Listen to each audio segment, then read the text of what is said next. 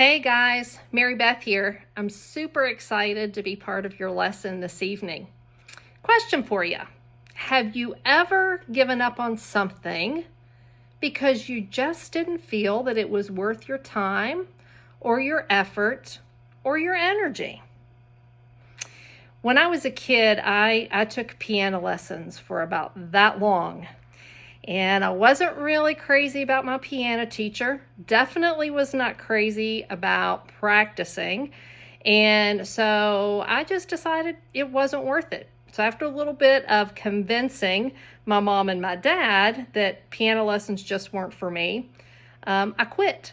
So now as an adult, looking back on that and seeing people who have great musical ability, I appreciate the fact that they've spent a lot of time practicing and it took a lot of effort on their part. So that was a pretty bad decision on my part at a very young age to just walk away from that and decide that it wasn't worth it. When we decide that something in our life isn't worth our time or our effort or our energy, there's usually a reason for it. Sometimes we will come to that realization pretty quickly. Other times it may take us days or weeks or months or even years before we realize that, hey, this just isn't for me. Either way, there's usually a sudden conflict or a slow buildup that causes us to walk away. Well, when the thing we're walking away from is piano lessons, or maybe it's saving up money to buy something, those kind of decisions aren't necessarily earth-shattering. But what if the thing that we decide isn't worth it is a relationship? Or what if the thing that we decide isn't worth it is something that's been part of your life or your identity for as long as you can remember? What if it's something that you've always believed in? What if it's following Jesus? In the Bible, we read a lot of stories about people who decided that following Jesus was worth it. We read about people who committed their whole lives. Some people even gave their lives for Jesus because they knew that following him was worth it.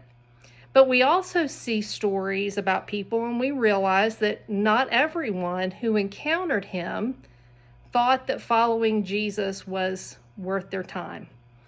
I'm going to read just a little short story to you from the Gospel of Mark. I'll be reading from the New Living Translation.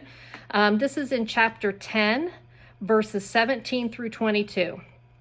As Jesus was starting out on his way to Jerusalem, a man came running up to him, knelt down and asked, "Good teacher, what must I do to inherit eternal life?" "Why do you call me good?" Jesus asked.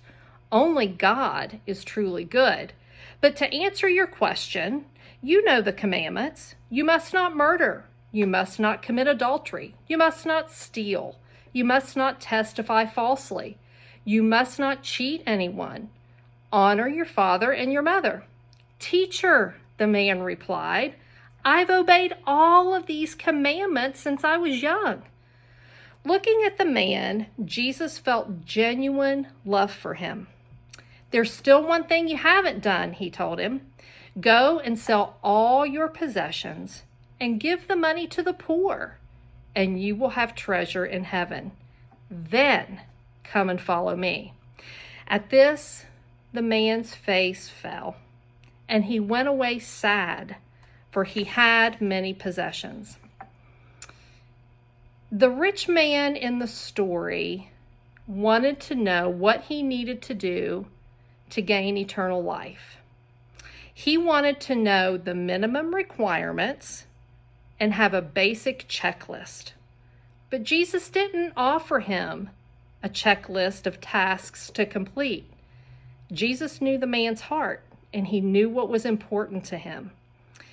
Jesus' response to the man can be summed up like this: God doesn't want you to give only the things that are easy for you to give. Let me say that again. God doesn't want you to give only the things that are easy for you to give. You're being asked to give everything, to love God and others. You see, Jesus didn't want, and he certainly didn't need, the man's money. Jesus wanted his heart, and he wanted his commitment. Jesus could see that the man trusted in his money more than he trusted in God. Unfortunately, the man wasn't willing to give God a committed heart. He was looking for a way to follow God that was convenient for him. He wanted God's salvation on his terms. So, the man walked away from Jesus. The Bible tells us that he went away sad. Apparently, the man reasoned that following Jesus just wasn't worth it. This story has a pretty difficult ending. We expect and maybe even want Jesus to run after the young man and say, "Hey, wait a minute, let's talk about this and see if we can work it out." But you see, Jesus doesn't force any of us to follow him. He invites us to follow him. Did the young man ever change his mind? Did he ever decide that following Jesus was worth it? Unfortunately, we don't know the answers to those questions. But here's what we do know. Sometime after his encounter with the rich young man, Jesus died on the cross. He was buried, and he rose from the grave, proving that he is the Messiah and the Son of God. So, because Jesus conquered sin and death forever, he absolutely is worth following. Friends, it's not always going to be easy, but life itself isn't easy. But by following him, you will always have the creator of the universe on your side and fighting your battles.